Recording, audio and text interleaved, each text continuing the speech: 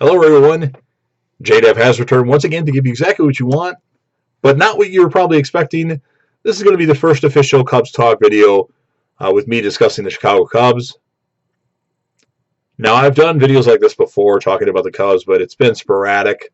I'll do one, and then 6 months later, I'll do another one. I'll try to keep this a weekly video, and then when the offseason ends and Major League Baseball season begins, maybe I'll try to do this every third day or every other day, depending on what's going on and what kind of news is going on, obviously. So before I do that, if you're a fan of the Cubs and you do like this video, make sure you subscribe. If you give the video a thumb up or a like, that would be greatly appreciated. And leave a comment. Comment as much as you want. Anything you want to talk about regarding the 2020, well, the 2019 into the 2020 season or off season in the comment section, that would be greatly appreciated. So the topic of this video is going to be who the Cubs need to part ways with in this Major League Baseball offseason and why. So we know the Cubs have money problems. I mean, they have lots of money, but there's only so much that you could spend before you go, uh-oh. The Cubs are over the salary cap. Even without any free agent signings this offseason, they obviously want to be below the salary cap. So they can do some moves to try to get under that cap or to get somewhere around it.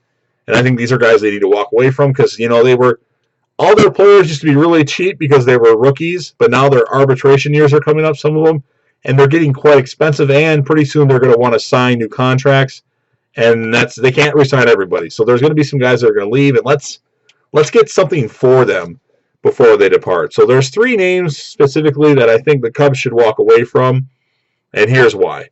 So you want to get under $206 million. I think Jose Quintana is the first guy that they need to walk away from. I mean, he wasn't worth the package that they gave away for him. Eloy Jimenez and Dylan Cease. They might have traded somebody else in that deal too, but he hasn't lived up to expectations other than when he faces the Brewers, except for last year. And I think if we can find a taker for him, I mean, he's a good 4th or 5th starter, and sometimes he looks like he's a number 1 or number 2, but he's just so inconsistent that, I don't know, I mean, he's relatively cheap. You know, was he $11 million or something like that? But if we can find a taker for Jose Quintana and we can get, you know, a couple prospects for him, maybe a top 50 prospect, who knows, I think you have to move on from Jose Quintana. I don't see a scenario where the Cubs keep Quintana this offseason. I know they obviously kept him. They didn't, you know, decline his option, but I think they, you know, accepted that option on his contract because they're going to move him this offseason. I'm pretty sure of it, actually. So Jose Quintana should be the first guy they move away from if you can find a suitable taker, and I think they'll trade him regardless. The second player in question, and I don't want to see this guy move, but it just makes sense to move away from him, and that would be Willson Contreras. Contreras is a great offensive catcher, and as far as defensive, he's average. I mean, he's got a gun for an arm, and his pitch framing improved last season. But I think because of how good Victor Caratini showed he could be last season, and the fact that your number 1 prospect right now is a catcher, or number 2 prospect, depending on what you're reading, Miguel Maya, I think you have to move on from Contreras. He's relatively cheap, and he's got a couple arbitration years left. And if you can find a good deal for him, I think he's 3 years left, or 2 or 3 years left on his contract. There's rumors that he could be traded to the Angels. Joe Adell would potentially be in that deal, and Andrew Heaney. I don't know how accurate that deal is, but if they offer that deal to the Cubs, I would take that in a heartbeat. There's been a lot of talk about Joe Adell, how good he could be. And then Andrew Heaney, he's a starting pitcher, a lefty that could just need to change the scenery. I think if you get that deal offered, you have to do it. I like Willson Contreras, but, I mean, he's got hamstring issues all the time. His defense is pretty good. He's good at throwing people out and throwing the bases, but his pitch framing's average, at least. You got Caratini. You got it, your number 1 prospect or number 2, depending on what you look at in the minors. And then you just sign a veteran catcher. Maybe you bring back Jonathan Lucroy. I don't know if he wants to come back, but that would be my route. But I would definitely find a trade partner for Contreras. Get as many top 50 prospects as you can. Remember when JT Realmuto got traded from Miami to the Philadelphia Phillies?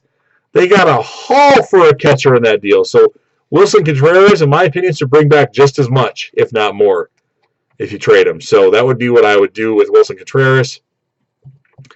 And then I think the third guy that's most likely to be dealt, just due to the fact that they've offered him a new contract, at least $200 million. I don't know for how many years, and he declined, or his agent declined, or both, would be Chris Bryant. Chris Bryant is definitely my favorite, or one of my.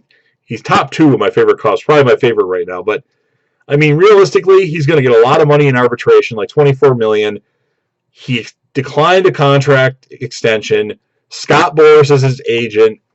I think you have to move on from Bryant. Now, I've heard a rumor. I don't know how true this is going to be, if they've even offered it, but I heard a rumor that Chris Bryant and Jason Hayward would go to the Phillies for Gene Segura, a couple minor prospects, and Jay Bruce.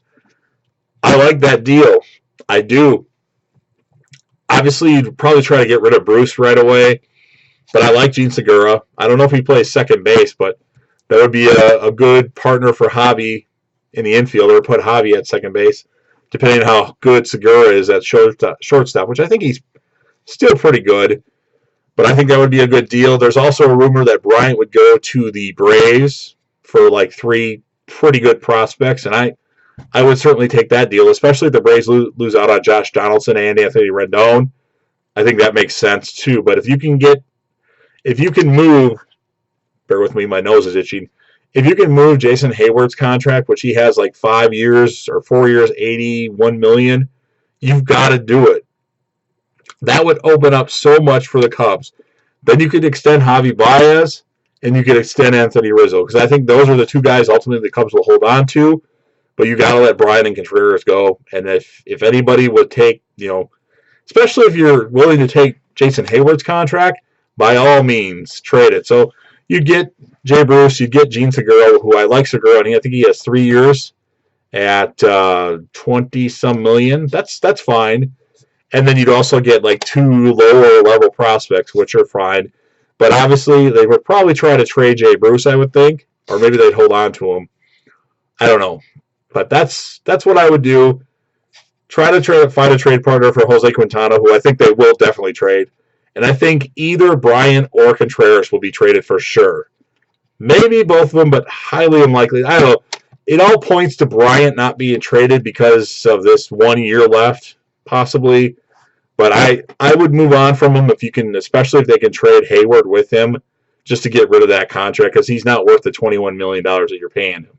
He made a great speech during the rain delay. I get it, but at 4 years, 80-some million left on his contract, I think that is. Jason Hayward hasn't been worth that contract. He hasn't been worth it any year, other than one speech he made and a couple pitch hit grand slam that he did. So if you can get rid of Hayward and trade Bryant in the deal and get back Gene Segura, a couple low-level prospects, and maybe a Jay Bruce that you might be able to flip somewhere else, I would do it. Just me.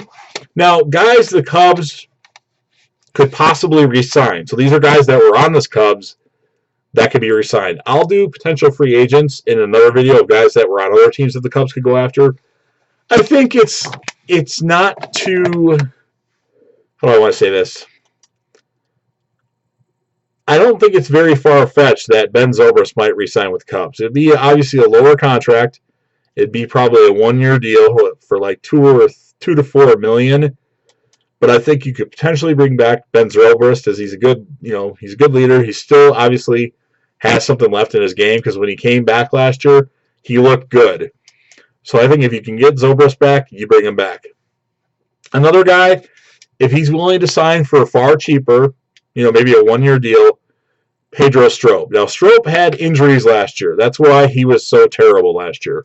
But if you can bring back Strop on a really cheap contract, especially, I think you give him another chance, simply due to the fact that Strop has been with the Cubs pretty long, and I think he has better stuff than what his numbers indicated last year. Again, he had injuries last year, and he was playing through them, and he didn't look very well, or very good, I should say. So Strop is another guy that I think they will bring back Strop. I think that's that's not too far-fetched. Now, another guy I would try to bring back, based on what he would ask for in a contract, would be Brandon Morrow. I know he was terrible the last 2 years for the Cubs. In fact, didn't play at all in 2019 and barely played in 2018. But I think if Morrow is willing to sign for a non-guaranteed contract, and he could be the Brandon Morrow of old without being hurt or maybe missing a few games here and there. If you can put him at the end of that bullpen, not even the end, in the 6th or 7th or 8th inning, I think he's an asset to come out of that bullpen, blowing people away. I liked him when he played, and when he was most, relatively healthy, Brandon Morrow was pretty good. So if he's willing to come back on a 1-year deal, non-guaranteed, bring him back for 2020. Now after that, if he does good in 2020, he probably won't re-sign with us, but at least we got him cheap in 2020. So I'm thinking maybe a $1 million deal, $1.5 million non-guaranteed. That would be my suggestion for Brandon Morrow. And a guy who I don't think is going to come back, but I wouldn't mind him to come back. And I guess this depends on if Jason Hayward gets traded, and the Cubs would probably flip Jay Bruce too, maybe, would be Nick Castellanos. I liked Castellanos. I thought he was a really good player. Now, there's a lot of talk about him and Schwarber, but having both of them, they're like the same player. You only want one of them, and defensively, they're not really good. Schwarber's good at throwing people out from left field, and Castellanos seems like he has more athletic ability. Or maybe, if you trade Bryant, I know Castellanos played third base for the Tigers. I don't know how good he was, because I'm not a Tigers fan, obviously, but if he can play third base, maybe, hey, put him at third, because we'll have an open spot. And then maybe you can, I don't know. It's probably not wise to have Castellanos and Schwarber in the outfield, especially depending on who your center fielder might be, Albert Almora or Ian Happ. But we'll get into who potentially could be a center field in the next video, because I'm going to do my breakdown of guys I think the Cubs should go after in the offseason. And it's not going to be a video about all the top free agents. They're not going to sign Garrett Cole. They're not going to sign Steven Strasburg. They're not going to sign Anthony Rondon. It's going to be kind of cheap. Well, they're not necessarily cheap signings, but guys who won't cost the team too much, because they're kind of limited in their finances, at least at the moment. So that's what I would look for, is guys that could potentially re-sign. Zobrist, I think he might be a lock. As long as he plays next year, I think he would come back. Stroop, I don't think he wants to go anywhere else. I think he'd sign for cheap, at least for 1 year. And Morrow, if he's willing to sign a non-guaranteed contract, why not try him again? Especially if he's ready to go. If he's done, if he's on a throwing program right now. And then Castellanos, it's probably unlikely he would come back unless he can play third base, which I don't know if that's what he can do anymore, but he did it with Detroit at one point. So let's see if he can do it again. So there's my first official Cubs report. Again, if you're a fan of the Cubs, leave a comment. Whatever you want to talk about, let's talk about it. Like or thumb up the video if you think it's a good video. Now, if you don't like the video, you're more than welcome to thumb it down, because I need to know these things, because I can improve. So anyway, I hope everyone enjoyed this video. Go Cubs go. And of course, J-Dab will be back again soon with another. Peace.